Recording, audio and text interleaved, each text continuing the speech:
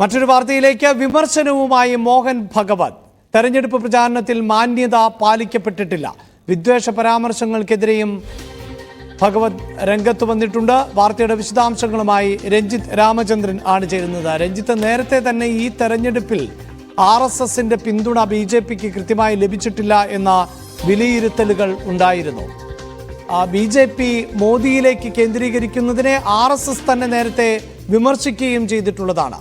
തെരഞ്ഞെടുപ്പിന് പിന്നാലെ ഇതാ വീണ്ടും BJPക്ക് നേരെ വിമർശനം ഉന്നയിക്കുന്നു മോഹൻ ഭഗവത്. എന്താണ് വിമർശനം?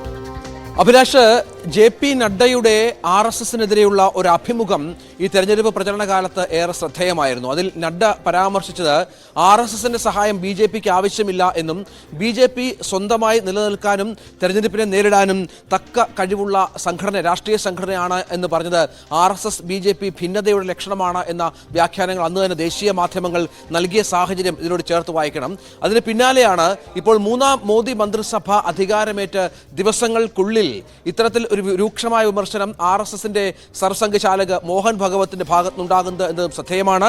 അതിൽ പ്രധാനമന്ത്രി നരേന്ദ്രമോദിക്കെതിരെ പരോക്ഷമായ വിമർശനങ്ങൾ ഉണ്ട് എന്നതും ശ്രദ്ധേയമാണ്.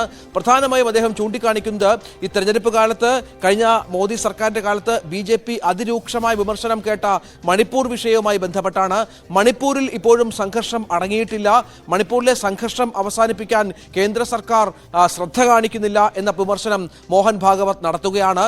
മണിപ്പൂരിൽ സംഘർഷം അവസാനിപ്പിക്കണം എന്ന രൂക്ഷമായ ഭാഷയിൽ തന്നെ മോഹൻ ഭാഗവത് ഇത്തരത്തിൽ നിർദ്ദേശം നൽകുന്നു, ഇത്തരത്തിൽ മുന്നറിയിപ്പ് നൽകുന്നു BJPക്ക് എന്നത് പ്രധാനമായ ഒരു കാര്യമാണ്. ഒപ്പം പ്രതിപക്ഷത്തിന്റെ അഭിപ്രായം, ഒരു ജനാധിപത്യ സംവിധാനത്തിൽ പ്രതിപക്ഷത്തിന്റെ അഭിപ്രായത്തിന് ഏറെ പ്രാധാന്യമുണ്ട്. പ്രതിപക്ഷത്തിന്റെ അഭിപ്രായം കേൾക്കണം എന്ന മുന്നറിയിപ്പും ഇത്തരത്തിൽ നൽകുന്ന പശ്ചാത്തലം ഇതിനോട് ചേർത്ത് വായിക്കണം. ലോക്സഭയിൽ BJPക്ക് ഭൂരിപക്ഷം കുറഞ്ഞു നിൽക്കുന്ന ഒരു പശ്ചാത്തലം ഉണ്ട് അഭിലാഷ്. പ്രധാനപ്പെട്ട കാര്യം, ഈ UP അടക്കമുള്ള BJPയുടെ ശക്തി കേന്ദ്രങ്ങളിൽ RSSന്റെ നിസ്സഹകരണം തെരഞ്ഞെടുപ്പിൽ ഉണ്ടായിരുന്നു എന്നും തെരഞ്ഞെടുപ്പ് ദിവസം പോലും RSS സഹകരിച്ചില്ല എന്നും RSS കേഡർമാർ, അതായത് വലിയ വോട്ട് ബാങ്ക്, അത്തരത്തിൽ ഒരുപാട് പ്രവർത്തകരുള്ള സംഘടനയുടെ വോട്ടുകൾ കൃത്യമായി തന്നെ BJPക്ക് വീണില്ല എന്നുള്ള വലിയ വിമർശനം ആ തരത്തിൽ ഉണ്ടായിരുന്നു എന്നതും പ്രധാനമാണ്. നരേന്ദ്രമോദിക്കെതിരെ അതിരൂക്ഷമായ ഭാഷയിലുള്ള വിമർശനം കൂടി ഇതിനോട് ചേർത്ത് വായിക്കണം. യഥാർത്ഥ ജനസേവകർക്ക് ഒരിക്കലും മറ്റുള്ളവരെ വേദനിപ്പിക്കാൻ പാടില്ല, അങ്ങനെ വേദനിപ്പിച്ചുകൊണ്ടാവരുത് പൊതുപ്രവർത്തനം നടത്തേണ്ടത് എന്ന് അദ്ദേഹം പറയുന്നു.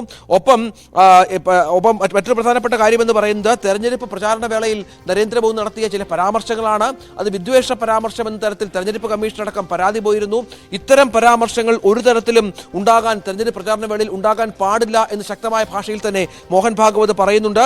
ഇരുപക്ഷവും പരസ്പരം പോരടിക്കുന്ന രീതി, ഇതിന്റെ പേരിലുള്ള സാമൂഹ്യ വിഭജനമടക്കമുള്ള കാര്യങ്ങളിൽ ശ്രദ്ധ വേണം എന്ന് പറയുന്നു. അതാരും ശ്രദ്ധിക്കുന്നില്ല എന്ന് മുന്നറിയിപ്പ് നൽകുന്നുണ്ട്. ഒരു കാരണവുമില്ലാതെ സംഘത്തെ RSSനെ വലിച്ചിഴച്ച പശ്ചാത്തലമുണ്ടായി. സാങ്കേതിക വിദ്യ ഉപയോഗിച്ച് ഒരുപാട് അസത്യങ്ങൾ പ്രചരിപ്പിച്ചു. ഇങ്ങനെയാണോ അറിവ് ഉപയോഗിക്കേണ്ടത്? രാജ്യം എങ്ങനെയാണ് ഇത്തരത്തിൽ മുന്നോട്ട് പോകുക എന്ന അതിരൂക്ഷമായ ഭാഷയിലാണ് മോഹൻ ഭഗവത് സംസാരിച്ചത് എന്നത് പ്രധാനമാണ്. കോൺഗ്രസും ഈ വിഷയത്തിൽ പ്രതികരണവുമായി ഇപ്പോൾ മുന്നോട്ട് വന്നിട്ടുണ്ട്. മണിപ്പൂർ അടക്കമുള്ള വിഷയങ്ങളിൽ